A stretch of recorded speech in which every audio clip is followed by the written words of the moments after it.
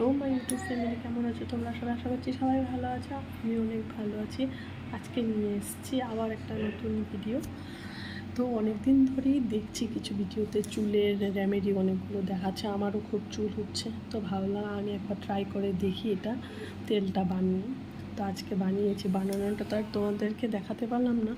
তো এখন দেখো তেলটা রেডি হয়েছে।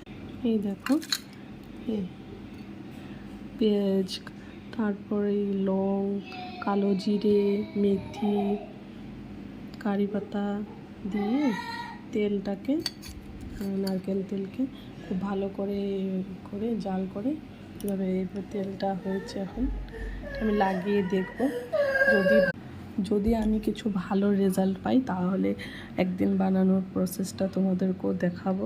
তোমরা হয়তো দেখিয়ে আছো ভিডিও, তো ভাবছি আজকে ট্রাই করব লাগিয়ে। যদি আমার এটাতে কিছু বেনিফিট হয় তাহলে আমি তোমাদেরকেও বলবো যে এটা ইউজ করো।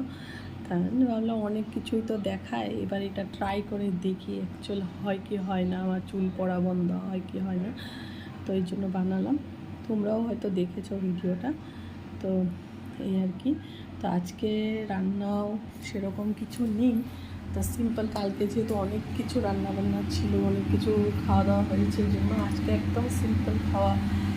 আজকে দেখো এখানে বিন আলু ভাজা করছি, আর এখানে কারি পাতা আর পেঁয়াজ দিয়ে আর কি একটু বড়া করেছি, যে বড়া হচ্ছে, কোনো হয়নি বড়া বড়া।